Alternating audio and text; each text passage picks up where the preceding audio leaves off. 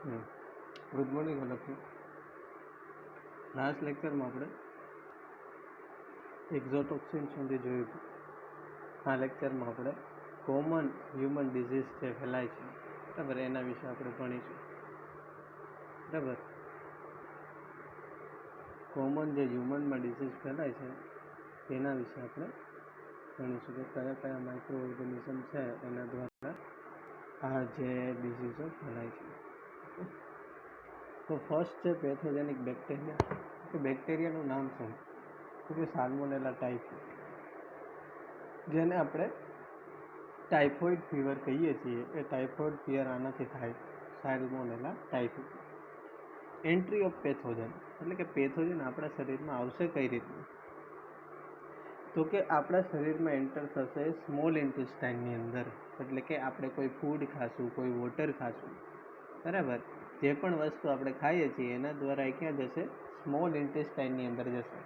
અને સ્મોલ ઇન્ટેસ્ટાઇનમાં જઈ અને રોગનો ફેલાવો ચાલુ કરશે. રોગનો ફેલાવો ચાલુ થાય એટલે સૌથી પહેલાં એ સાઇન એન્ડ સિમ્ટમ આવે. એનો ઇન્ક્યુબેશન પીરિયડ હોય કે તે દરમિયાન ઇન્ક્યુબેશન પીરિયડ એટલે શું? કે તે દરમિયાન એ રોગ ફેલાવશે. એના સાઇન એન્ડ સિમ્ટમ નહીં હોય, એ ખાલી કોલોનાઇઝ થતા હશે. ઓકે, સાઇન એન્ડ સિમ્ટમ કયા આવશે? હાઈ ફીવર, વીકનેસ, કોન્સ્ટિપેશન, બરાબર, stomach pain, headache and loss of appetite. આ બધા સાઇન એન્ડ સિમ્ટમ હશે. હવે આને ટેસ્ટ કરવું હોય તો આપણે માઇક્રોબાયોલોજીમાં તો એને ટેસ્ટને રખતા જ આપણે ઇમ્પોર્ટન્સ છે. તો ખાસ યાદ રાખજો, વિડાલ ટેસ્ટ કેના માટે થાય? આવો ક્વેશ્ચન પૂછી શકે કે Widal test is a use for, પછી ખાલી જગ્યા રાખી તો તમારે કહેવાનું ટાઇફોઇડ ફીવર. ઓકે, તો આ થઈ ગયો ટાઇફોઇડ ફીવર. આમાં તમારે યાદ એનું નામ અને એ ટેસ્ટ, બે વસ્તુ યાદ રાખવાની છે.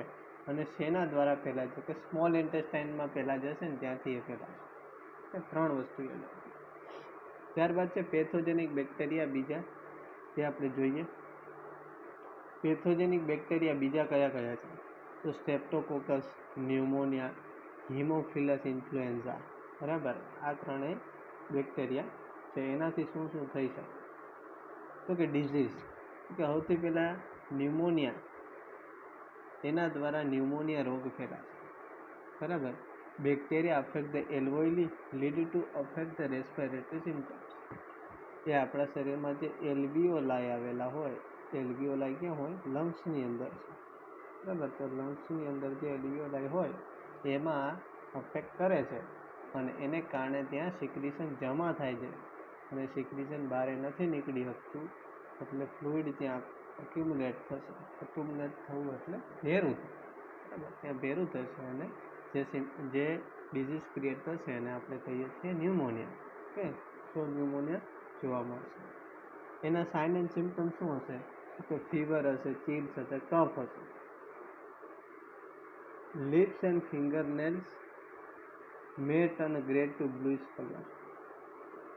બ્લુઇશ કલરના થઈ જશે બિકોઝ ઓફ કે જે ઓક્સિજન મળવો જોઈએ એ ઓક્સિજન મળશે નહીં. એટલે જે સાઇનોસિસની કન્ડિશન છે અહીંયા ક્રિએટ થાય છે. ઓકે, એને કારણે ટ્રાન્સમિશન કઈ રીતના થાય? એટલે કે ફેલાવો કઈ રીતના થાય? તો કે એક વ્યક્તિથી બીજી વ્યક્તિમાં એ કઈ રીતના ફેલાય? તો કે ટ્રાન્સમિટેડ બાય શેરિંગ ગ્લાસીસ,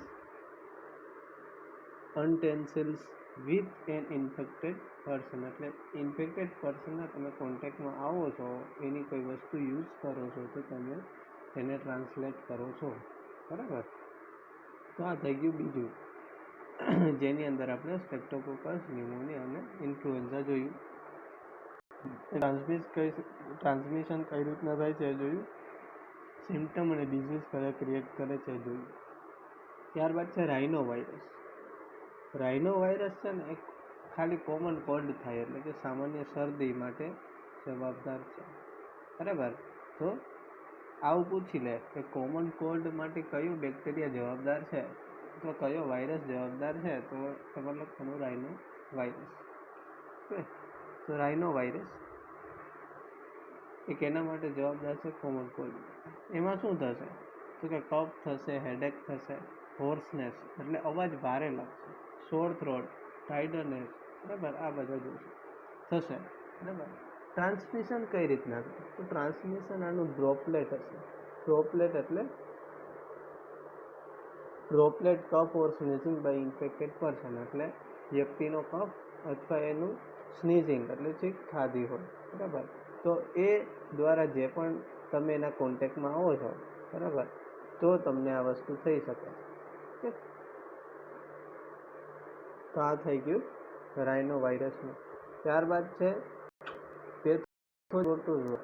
પ્રોટોઝોઆથી કયા કયા રોગ થાય? તો એક તો પ્લાઝ્મોડિયમ. પ્લાઝ્મોડિયમની આખી ગ્રુપ ઓફ ફેમિલી છે. પ્લાઝ્મોડિયમ વિવાક, પ્લાઝ્મોડિયમ ફાલ્સીપેરમ, બરાબર, એવા ઘણા પ્લાઝ્મોડિયમ, બરાબર. તો એ પ્લાઝ્મોડિયમ ફેમિલીથી આપણે જે રોગ થાય છે એનું નામ છે મલેરિયા. ઓકે, તો એ કઈ રીતના ટ્રાન્સમિટ થાય છે આપણે જોઈએ. તો ટ્રાન્સમિટ થાય છે મોસ્કિટો બાઇટથી, બરાબર. એમાં પણ પ્લાઝ્મોડિયમ સ્પેસીસ, એમાં પણ કઈ રીતના ટ્રાન્સમિટ થાય? તો કે માદા એનોફિલિસ મચ્છર છે એના દ્વારા આ છે ટ્રાન્સમિટ થાય છે, બરાબર. જો અહીંયા લખ્યું છે મેલિગ્નન્ટ મલેરિયા. મેલિગ્નન્ટ એટલે બહુ ઘાતક મલેરિયા છે, ફાલ્સીપેરમથી થાય છે. એટલે પી ફાલ્સીપેરમ છે એ સૌથી ઘાતક છે, બરાબર. પી મલેરી છે, પી વિવાક્સ છે, બરાબર, એવી એની ફેમિલીના ટાઈપ્સ હોય, બરાબર. તો એ રીતના આ ફેલાય છે. તો કે કઈ રીતના એન્ટર થાય છે આપણી બોડીની અંદર? તો કે a bite of infected female anopheles.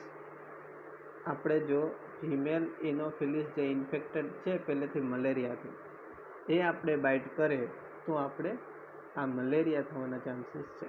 Okay, પછી આ પેરાસાઇટ ક્યાં જશે? જેવું જ ઇન્ફેક્ટ થયું એટલે એવા જે આપણા લીવર સેલની અંદર જશે, અને લીવર સેલમાં એ પહેલાં મલ્ટીપ્લાય થશે એટલે કોલોનાઇઝ થશે. કોલોનાઇઝ થશે એટલે એનો ગ્રોથ થશે, અને જ્યારે સંપૂર્ણ ગ્રોથ કરી લેશે ત્યારબાદ આપણા રેડ બ્લડ સેલની અંદર જશે, અને રેડ બ્લડ સેલને રપ્ચર કરી નાખશે. અને રેડ બ્લડ સેલ રપ્ચર થઈ જશે એટલે બધા સાઇન એન્ડ સિમ્પટમ જોવા મળી જશે. ઓકે, તો આ ખાસિયત સમજો. એનું ટ્રાન્સમિશન કઈ રીતના થાય? તો કે પ્લાઝ્મોડિયમ પહેલાં તો હ્યુમનમાં ડાયરેક્ટલી એન્ટર નથી થતું. એ કઈ રીતના એન્ટર થાય? પહેલાં એ છે મચ્છરમાં એન્ટર થશે, મચ્છર બાદ એ આપણા શરીરમાં એન્ટર થશે, શરીરમાં અહીંયા લીવરમાં જશે, ત્યાં જઈને મલ્ટીપ્લાય થશે, મલ્ટીપ્લાય થયા બાદ એ આરબીસીનું ડિસ્ટર્બ કરી દેશે. એવી રીતના આખું સર્કલ છે ચાલે છે, બરાબર. ત્યારબાદ છે પ્રોટોઝોઆમાં જ બીજું છે એન્ટામોઇબા હિસ્ટોલાઇટિકા, બરાબર. આ છે ને એક જાતનો મરડો કહી શકાય, તેને આપણે ડિઝેન્ટ્રી કહીએ, એમોઇબિક ડિઝેન્ટ્રી. એટલે કે જે અમીબાઓ હોય ને, એમોઇબિક, બરાબર, એના દ્વારા આ ડિઝેન્ટ્રી થાય છે. It is a protozoal parasite in the large intestine of human. ક્યાં હોય? લાર્જ ઇન્ટેસ્ટાઇન ઓફ હ્યુમનમાં હોય, બરાબર. વિચ કોઝ ધ એમોબિયાસિસ, બરાબર. એટલે કે એક જાતનો ડિઝેન્ટ્રી આ રોગ આ વાયરસ અથવા આ પ્રોટોઝોઆ દ્વારા ફેલાય છે. ઓકે, શું થશે આમાં? કોન્સ્ટિપેશન થશે, abdominal pain, cramps, stool with excess mucus અને બ્લડ ક્લોટ્સ. આ એનું ખાસ ફીચર છે, યાદ રાખો.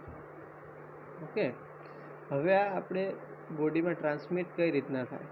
તો કે house fly act as a mechanical carrier.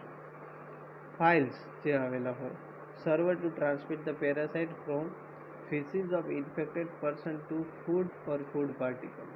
એટલે કે જે માખી હોય છે, બરાબર, એ માખી દ્વારા જે પ્લાઝ્મોડિયમ મીન્સ કે જે પેરાસાઇટથી ઇન્ફેક્ટેડ થયેલો વ્યક્તિ છે એના જે ફીસીસ છે, બરાબર, એમાંથી એ આપણા ફૂડમાં જશે, અને ફૂડ એ કોઈ પણ વ્યક્તિ દ્વારા લેવામાં આવશે, અને એને આ છે પ્રોટોઝોઆનો રોગ થશે, બરાબર. તો આ ટ્રાન્સમિટ કઈ રીતના થાય? ફિક્કો ઓરલ રૂટ દ્વારા. ફિક્કો ઓરલ રૂટ દ્વારા ટ્રાન્સમિટ થાય છે. ઓકે, એટલું યાદ રાખો. પેથોજેનિક એલિમેન્ટ્સ આયસ્કારિસ છે, બરાબર. ત્યારબાદ છે ડિઝીઝ છે જે હેલ્મેન્સ ડિઝીઝ જેને આપણે હાથી પગો કહીએ છીએ, બરાબર, જેને એલિફન્ટાટાઇસિસ કહેવાય, બરાબર, તે કઈ રીતના, જેને આપણે ફાઇલેરિયા પણ કહીએ છીએ, એ કઈ રીતના ફેલાય છે, બરાબર. તો એ પણ એક જાતનો કૃમિઓ દ્વારા ફેલાતો રોગ છે. એ પણ આપણે જોઈ લઈએ કઈ રીતના ફેલાય. સૌથી પહેલાં આ slowly developing the chronic inflammation of organ.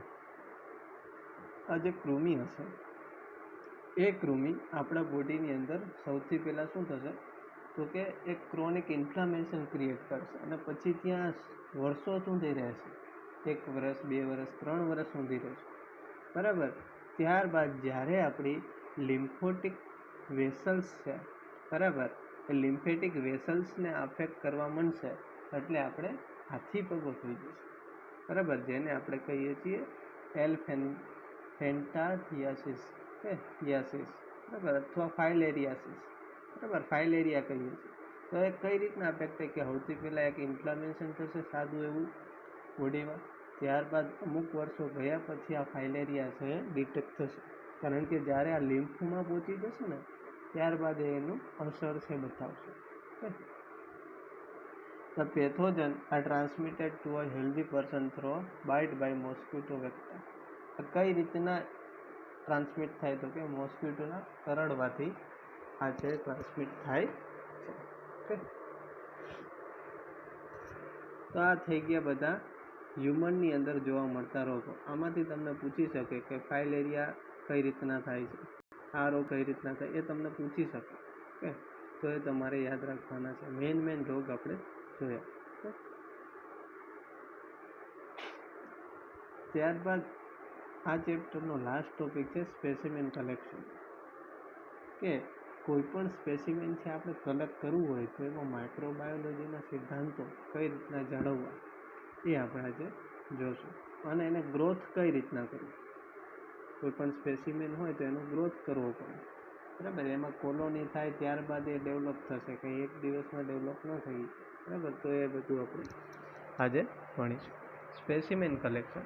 Body fluid, tissue, food, water, soil is a use for a specimen to study micro. એટલે કે કયા જાતના સ્પેસિમેન આપણે યુઝ કરી શકીએ, તો આટલા જાતના કરી શકીએ.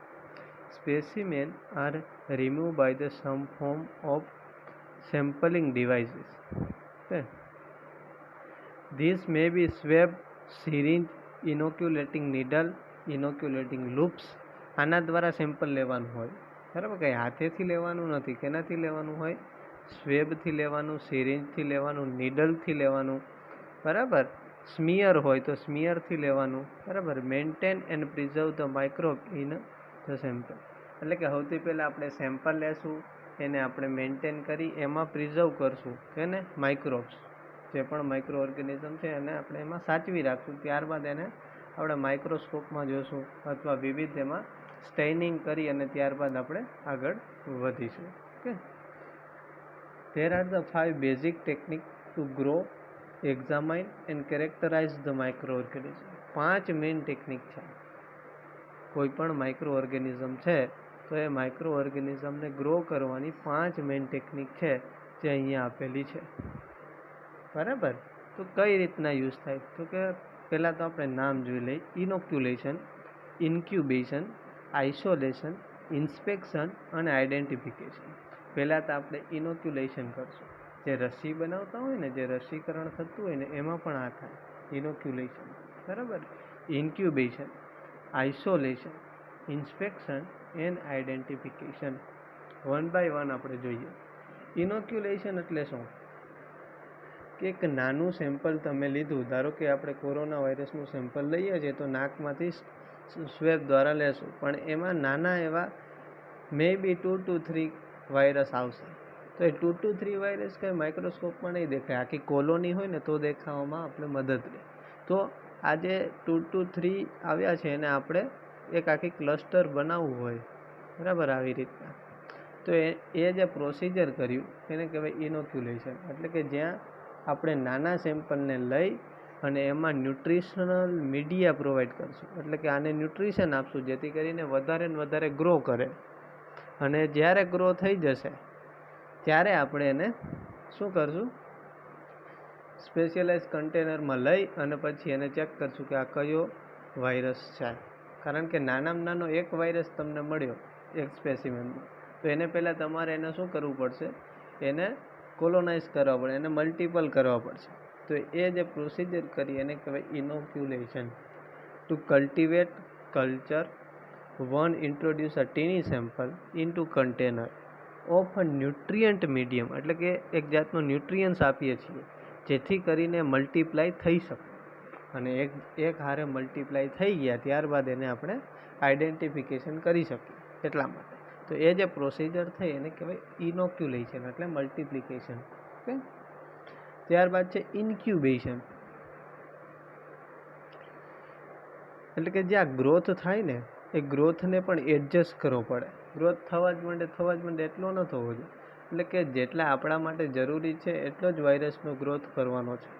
તો આ ગ્રોથ છે એને એડજસ્ટ કરવા માટેની જે પ્રોસિજર છે, બરાબર. કેમ કે આ ગ્રોથ કંઈ 1 સેકન્ડમાં નહીં થઈ જાય, એને અમુક ટાઈમિંગ લાગશે, બરાબર. અમુક વાયરસ હોય એ 1 થી 2 કલાકમાં મલ્ટીપ્લાય થતા હોય, અમુક 1 થી 2 દિવસમાં થતા હોય, વીકમાં થતા હોય. તો એવી રીતના તમારે સેમ્પલ છે એને પ્રિઝર્વ કરવું પડશે, બરાબર. Incubation is needed two adjust the proper growth condition of a sample, એટલે કે સરખી રીતના ગ્રોથ થાય છે કે નહીં એની જે કન્ડિશન છે એને શું કહેવાય, એનો ઇન્ક્યુબેશન કહેવાય છે, બરાબર. એ શું કરશે, it produce a culture the visible growth of microbe in the media, બરાબર. આપણે જોઈ શકશું કે એનો ગ્રોથ કેટલો થાય છે મીડિયાની અંદર, બરાબર. મીડિયા એટલે એક સેમ્પલ લીધું, એ સેમ્પલની અંદર ન્યુટ્રિયન્ટ પદાર્થો ઉમેર્યા જેથી કરીને માઇક્રોબ છે ગ્રોથ થાય, બરાબર. તો એ ગ્રોથ આપણે ડિટેક્ટ કરીએ છીએ ટાઈમ ટુ ટાઈમ, બરાબર. એની સ્ટડી કરીએ છીએ, તો એને કહેવાય ઇન્ક્યુબેશન. ઓકે. ત્યારબાદ આઇસોલેશન. આઇસોલેશન એટલે શું કે જ્યારે ઇનોક્યુએશન થઈ ગયું, એટલે કે જ્યારે એનો ગ્રોથ થઈ ગયો ત્યારબાદ કરી દેવાનું, એટલે એને ડાયરેક્ટ માઇક્રોસ્કોપિક ફોર્મમાં લઈ અને એને જોઈ લેવાના, બરાબર. તો એને કહેવાય છે isolation. Isolation microbe may take the form of separate colonies on a solid media. એનાથી શું થશે, ધારો કે તમે પહેલાં આ 5 કોઈ વાયરસના સેમ્પલમાં 5 એના માઇક્રોબ્સ આવ્યા, તો એની એક આખી કોલોની બની ગઈ. આ કોલોની બની ગઈ ને હવે આ કોલોનીને તમે કાઢી લ્યો અહીંથી, આ એક બની, એવી 2 આખું મીડિયા હશે એમાં તો 10 થી 20 કોલોની આપણે ગ્રો કરશું, આવી, બરાબર. આવી ઘણી કોલોની ગ્રો થતી હોય છે. તો આ ઘણી કોલોની હશે એમાંથી ધારો કે આ કોલોની છે આપણે લઈ લેશું, એટલે એને આઇસોલેટ કરી દીધો, એને દૂર કરી દો, અને આ કોલોનીને આપણે માઇક્રોસ્કોપમાં જોશું જેથી આપણે કોઈ ખબર પડી શકે, આપણે કોઈ ડિસિઝન લઈ શકીએ કે આ કયો માઇક્રો ઓર્ગેનિઝમ છે. ઓકે. પછી જોઈએ મેથડ ઓફ આઇસોલેશન. એમાં 2 મેથડ છે.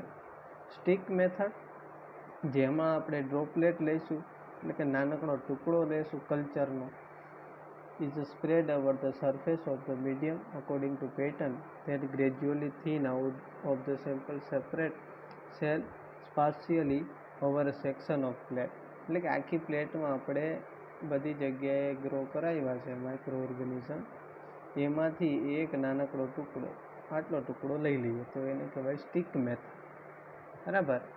તો એને કહેવાય છે સ્ટિક મેથડ, બરાબર. ત્યારબાદ છે લૂપ ડાયલ્યુશન. લૂપ ડાયલ્યુશન શું છે? The sample is inoculated serially into a series of cooled but still a liquid agar tube so as to dilute the number of cell in each. આમાં શું હશે કે જે આપણે સોલ્યુશન બનાવ્યું હશે ને એ લિક્વિડ ફોર્મમાં હશે, અને લિક્વિડ ફોર્મમાંથી આપણે ઈચ સેલને આપણે બહાર કાઢી શકશું, બરાબર.